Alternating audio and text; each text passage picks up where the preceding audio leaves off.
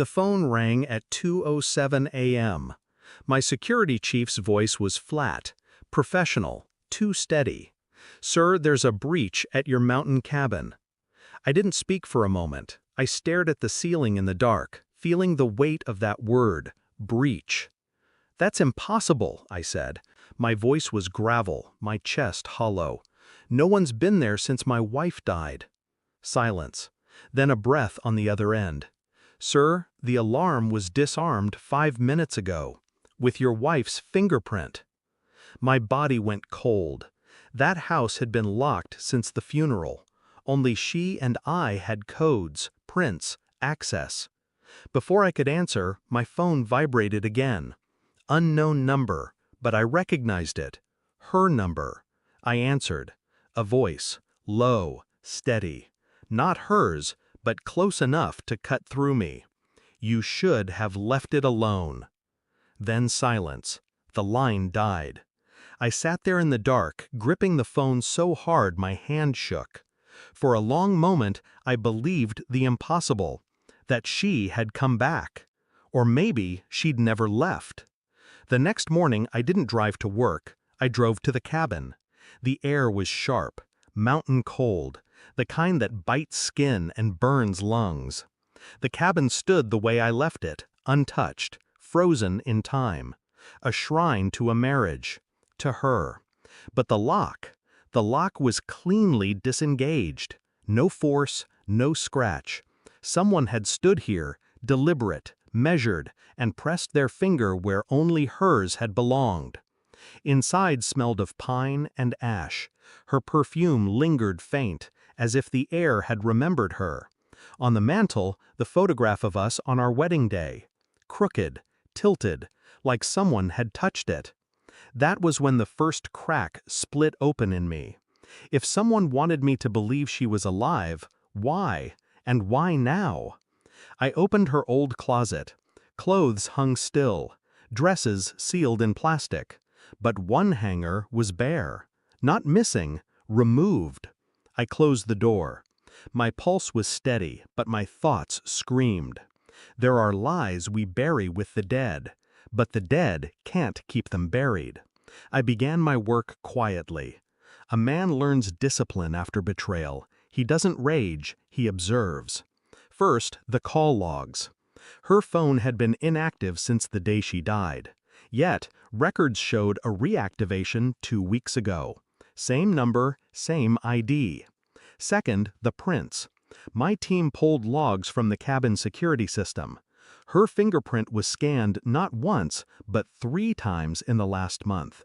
Each attempt precise, each one authentic. I told no one, not family, not friends. Secrets rot fastest in the open.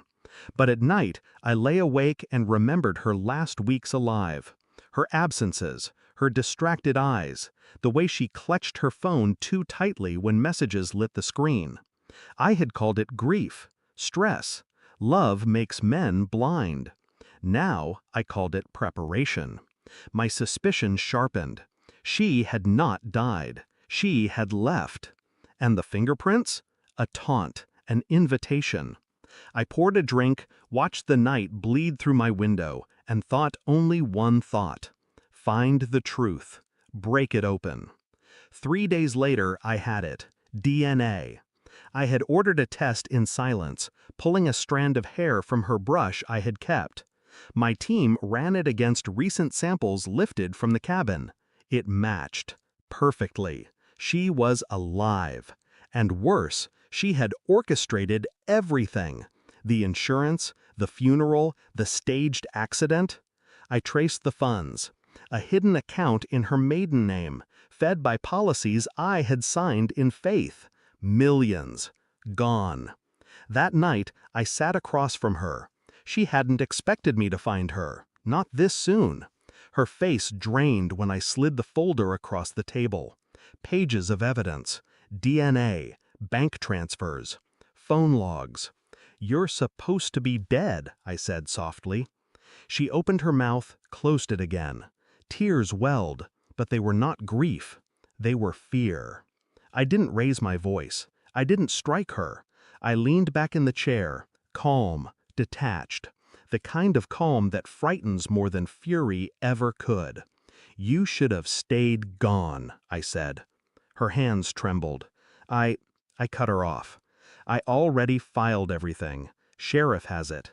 Tomorrow, you're a ghost exposed. No insurance, no money, no lies left." She froze. The mask cracked. Panic crawled across her face like fire. Her whole scheme unraveled in that moment, not because I shouted, but because I stayed silent, because I had already moved beyond her. I left her there in that dim kitchen, staring at the pieces of her ruined double life. Driving home, I felt no triumph, no warmth, just clarity. She had tried to bury me in grief. She had tried to vanish, feeding on trust, on love, on my blindness. But betrayal has a way of burning the rot clean. By the time the sheriff called me the next morning, she was already in custody.